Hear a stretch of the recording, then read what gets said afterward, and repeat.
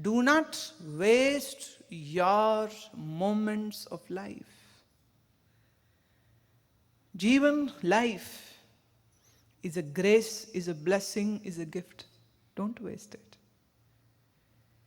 And use every moment to be in the intonation of Om. Om has 3 matra in it. It's made of 3 syllables. A, U, Ma. As per Mandukya Upanishad, we can say Akar, Ukar, Makar. And you know what? These 3 syllables have effect upon 3 important points in your body. A, the navel region. U, the Vishuddhi chakra, the throat region. Ma, your pineal gland region. In medical science these days, it's not a new thing, but now they could understand that what chakras were being talked about by the yogis, it is the nerve plexuses in our body. So there's a solar plexus at your navel point, there's a heart plexus, there's a throat plexus, there's a forehead, it has a plexus over here. It's very important nerves are running through it. Although they are just talking about the physical nerves, but what our yogis were talking about was the very subtle channels which are running in our body. So, when you do Om with the long intonation, and that can only happen if you take a long breath, right? So when you take a long breath,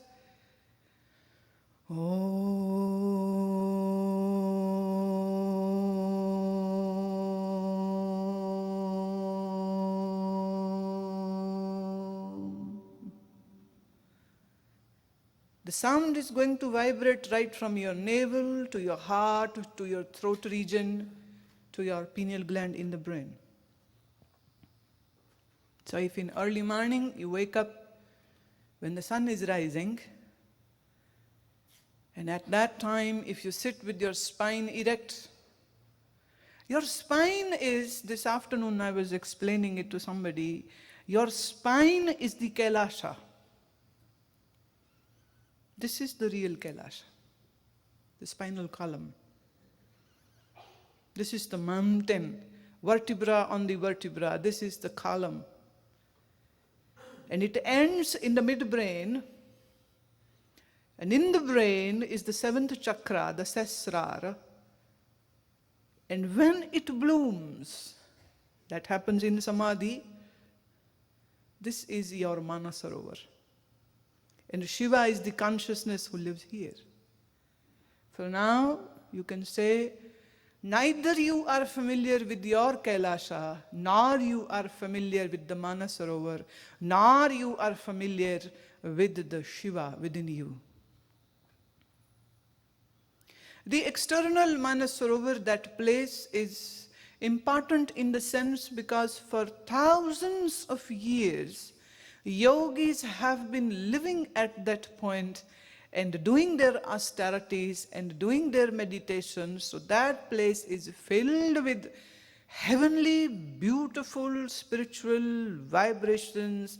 But if you don't know how to drink that, you will just go there in a good belief, in a good faith, but you will just go and see that mountain, see that blue lake and come back home.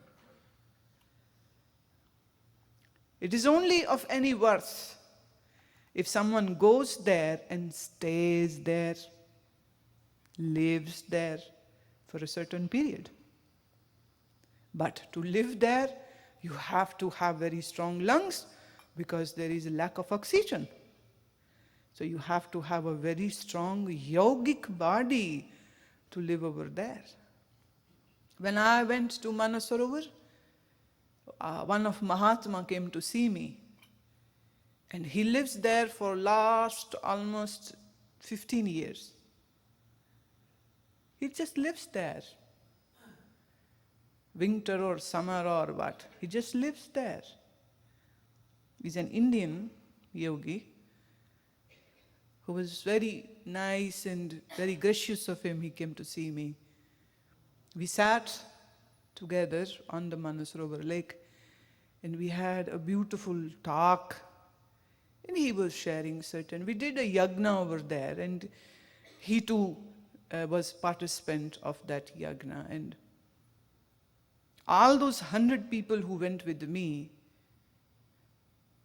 leave a few of them, else all others were doing dhyana at home, practicing asana at home, so that when they go there with me, they are in a capacity to have the real benefit.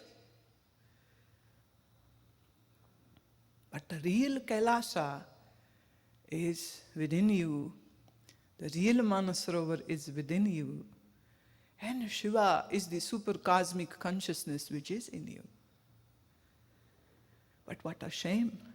You have no recognition of that. You have no understanding of that. And your life is getting, should I say wasted? Should I say years are going by? Many times people who are above 50 or 60, they say, it was just yesterday I was 16. It seems just yesterday. How did the time flew by? When somebody else says that now you are a senior citizen, it really hurts them. Don't call me a senior citizen. But you are. But it doesn't feel like. Life is an opportunity to explore who you are, what your mind is, and to fulfill, as I had said it in one of the sessions over here, to fulfill the internal objective.